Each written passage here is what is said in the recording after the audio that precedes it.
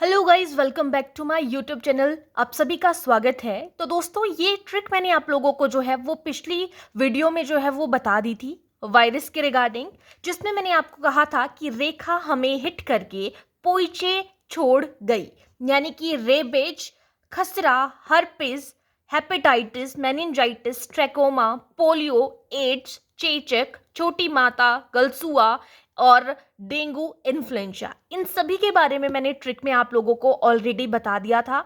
आज हम जो है आज की क्लास में इन सभी को जो है वो डिटेल वाइज डिस्कस करेंगे कि यहाँ पर इनका पूरा नाम क्या है, जहाँ पे हमें फुल फॉर्म की ज़रूरत है, या कोई जो भी यहाँ पे रोग है उससे कौन सा अंग जो है वो प्रभावित होता है, तो वो हम जो है आज की क्लास में डिस्कस करेंगे।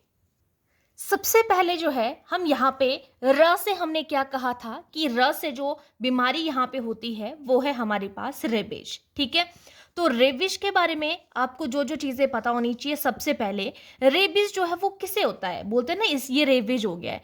तो ये रेबीज जो रोग होता है ये कैसे होता है, इसको और क्या कहा जाता है, ये किसके काटने से होता है, प्रभावित अंग कौन सा है, कौन से वायरस की वजह से होता है, ये हम बात करेंगे। ठीक है, तो ये जो रेबीज है इसको हम और किस नाम से जानते हैं, इसको हाइड्रोफोबिया के नाम से जानते हैं।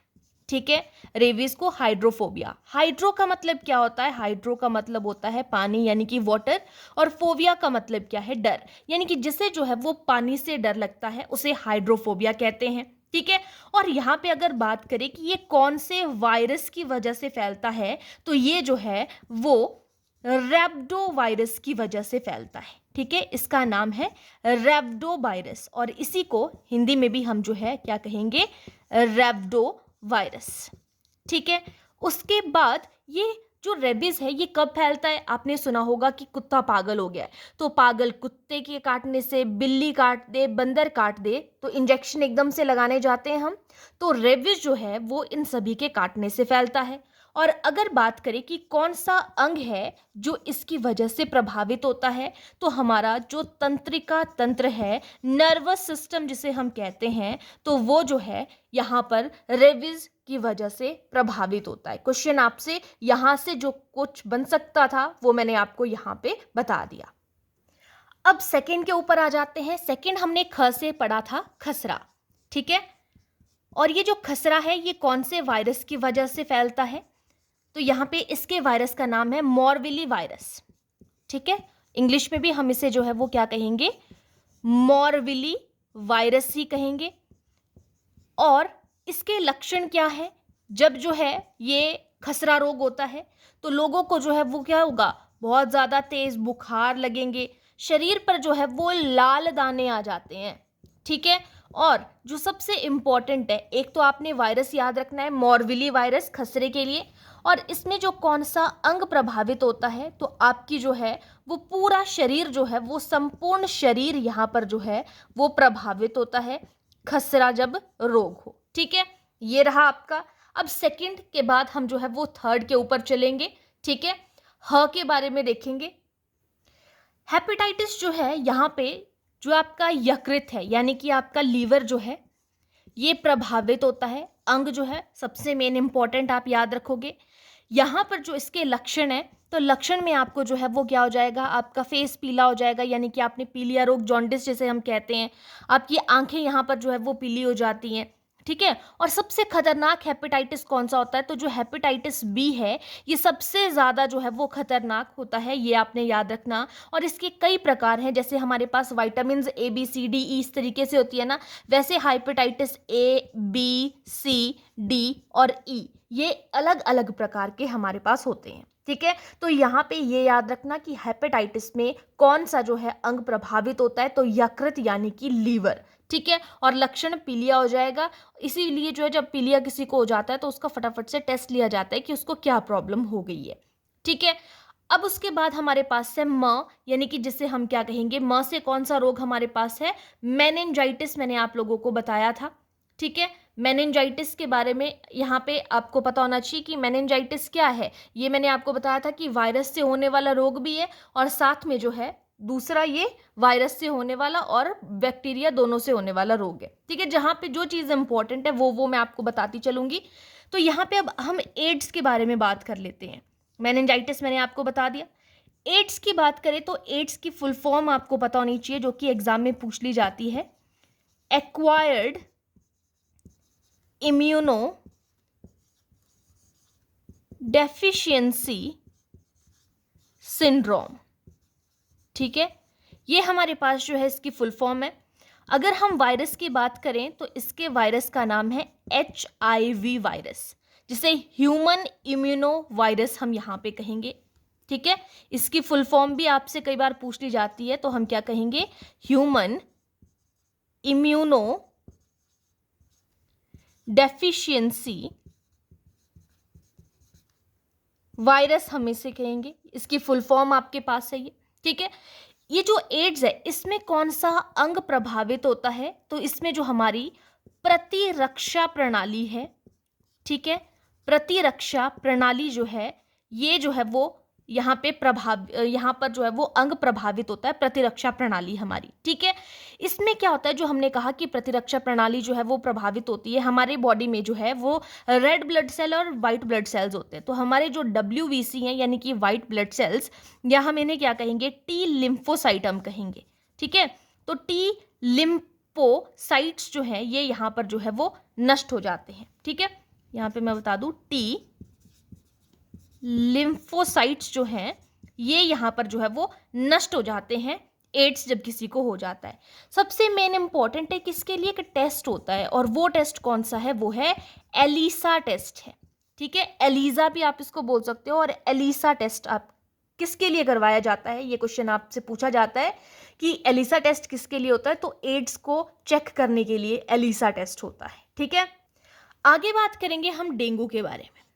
ठीक है, ये भी हमने पढ़ा था कि कौन सी बीमारी होती है, कौन सा रोग होता है, डेंगू। तो डेंगू को डेंगू ही कहते हैं, स्पेलिंग का ध्यान रखिएगा। तो डेंगू जो है ये क्या होता है, बोलते हैं ना डेंगू में बुखार लग जाता है, इसे हड्डी तोड़ बुखार कहा जाता है, यानी कि ब्रेक बोन फीवर। पूछ लिया जाए कि ब्रेक बोन फीवर किसे कहेंगे, तो डेंगू को कहा जाता है। अगर इसके वायरस की बात करें तो इसके वायरस का नाम है अरबो वायरस, हिंदी में भी अरबो वायरस इसे कहेंगे। और इसका जो वाहक है, जिसकी वजह से ये जो डेंगू रोग है ये फैलता है, तो ये जो है वो आपका मादा एडिज जो यहाँ पे मच्छर होता है, मादा एडिज मच्छर, उसके काटने से होता है डेंगू रोग। मादा एनाफ्लीज जो है वो मलेरिया के लिए है। ठीक है, डेंगू जो है वो मादा एडिज मच्छर के काटने से होता है, ध्यान रखिएगा। और अगर हम बात करें कि इसमें कौन सा अंग प्रभावित होता है, तो इसमें भी हमारा जो संपूर्ण शरीर है, पूरे की पूरी बॉडी जो है वो प्रभावित होती है। ठीक है, और जो प्लेटलेट्स होती है उनकी कमी हो जाती है हमारे शरीर में। ठीक है, तो रक्त में प्लेटलेट्स की कमी आ जाती है। ठीक है, रक्त में प्लेटलेट्स की कमी जो है वो आ जाती है यहाँ पे, ये आपको पता होना चाहिए। तो डेंगू के लिए सबसे इंपॉर्टेंट आपका वाहक है, फिर आपका वायरस है, ये आपने याद रखना। और इससे होता क्या है, तो रक्त में प्लेटलेट्स की कमी हो जाती है, इतना आपको पता होना चाहिए। आगे बात करेंगे हम अब हमारे पास पोलियो। तो जो पोलियो है इसके वायरस का नाम भी क्या है, पोलियो वायरस आपने सुना भी होगा। ठीक है, पोलियो के लिए पोलियो वायरस है, और इसमें जो अंग प्रभावित होता है, तो इसमें जो है हमारा जो तंत्रिका तंत्र है, जिसको मैंने बताया था आपको, नर्वस सिस्टम जो है वो प्रभावित होता है। साथ में हम इसे क्या कहेंगे, रीढ़ की हड्डी जो होती है हमारी, वो भी प्रभावित होती है, कि कोई अच्छे से चल नहीं पाता है, खड़ा नहीं हो पाता है, तो रीढ़ की हड्डी यहाँ पे प्रभावित होती है। अब ये याद रखना कि भारत में पहले बहुत ज़्यादा प्रॉब्लम्स थी, तो भारत अब जो है वो पोलियो मुक्त हो चुका है। अगर आपसे पूछा जाए कि पोलियो मुक्त है या नहीं है, तो है। आगे हम बात करेंगे यहाँ पे चेचक के बारे में। ठीक है, चेचक, और चेचक जो है वो कौन से वायरस की वजह से होता है, इसके वायरस का नाम क्या है, तो ये है वेरियोला वायरस है। चेचक जो है वो किसकी वजह से फैलता है, कौन से वायरस की वजह से, वेरियोला वायरस की वजह से फैलता है। दुनिया से इसका भी जो है वो उन्मूलन हो चुका है, ये खत्म हो चुका है। ठीक है, फिर उसके बाद हमने जो है बात की थी छोटी माता के बारे में। ठीक है, छोटी माता जो है इसके वायरस का नाम भी जो है वो वेरियोला ही है। चेचक के वायरस का नाम भी वेरियोला है, और जो छोटी माता है इसके वायरस का नाम भी क्या है, वेरियोला है। इसमें छोटी मात्रा में क्या होता है, शरीर पर जो है वो फफोले आ जाते हैं। ठीक है, ये चीज़ आपने यहाँ पे ध्यान रखना कि शरीर पर क्या हो जाएगा, दाने दाने आ जाएंगे। यानी कि आपने देखा होगा कि जैसे किसी का फेस ऐसे, तो उसको ऐसे ऐसे जो है वो रेड रेड जो पिंपल जैसे आने लग जाते हैं, हाथ पे भी देखने को मिलेंगे। तो ये चीज़ जो है यहाँ पे देखने को मिलेगी। ठीक है, उसके बाद आपने जो है वो ट्रैकोमा के बारे में भी पढ़ा था, है ना।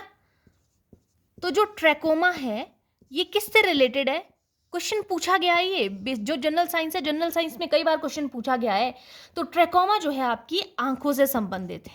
ठीक है, क्या है यहाँ पे, जो आंखें होती हैं ये जो है यहाँ पे प्रभावित होती हैं। बोला जाए कि कौन सा अंग जो है वो प्रभावित होता है, तो प्रभावित अंग है यहाँ पे आंखें।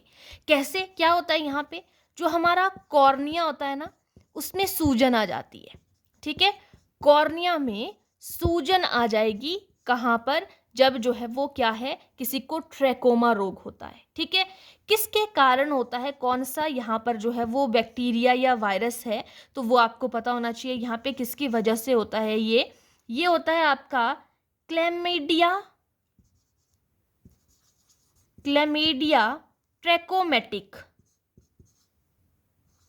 ट्रैकोमैटिस।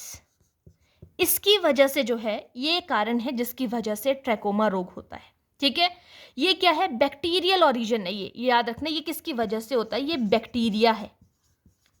बैक्टीरिया है ये वाला, इस बैक्टीरिया की वजह से होता है ये ट्रैकोमा। ये चीज़ आपने याद रखनी है यहाँ पर। ठीक है, तो जो यहाँ पे इंपॉर्टेंट बन सकता था वो मैंने सारे के सारे आप लोगों को यहाँ पे बता दिए। ठीक है, तो आज के लिए इतना ही। इसी तरीके की अगर आप लोगों को डिटेल में जो आपको ट्रिक मैंने करवाई हुई है, अगर उनको इसी तरीके से डिटेल में आपने जानना है कि कौन सा जो है वो अंग प्रभावित होता है, कौन सा बैक्टीरिया वायरस है उसके पीछे जिम्मेदार, है ना, तो आपने कमेंट सेक्शन पे मुझे बताना है। तो मैं इस तरीके से आपको डिटेल में सारी चीज़ें दूंगी, और जो पीछे बैक्टीरिया वाला है उसको भी मैं आपको इसी तरीके से डिटेल प्रोवाइड करा दूंगी। कमेंट सेक्शन पे मुझे बताना है लेकिन कि आपको डिटेल में चाहिए, या जैसे आपको जो है वो ट्रिक करवाई जा रही है, सिर्फ ट्रिक ही आप लोगों को करनी है। ठीक है, तो आज के लिए इतना ही, बाकी मिलते हैं नेक्स्ट क्लास में। Thank you.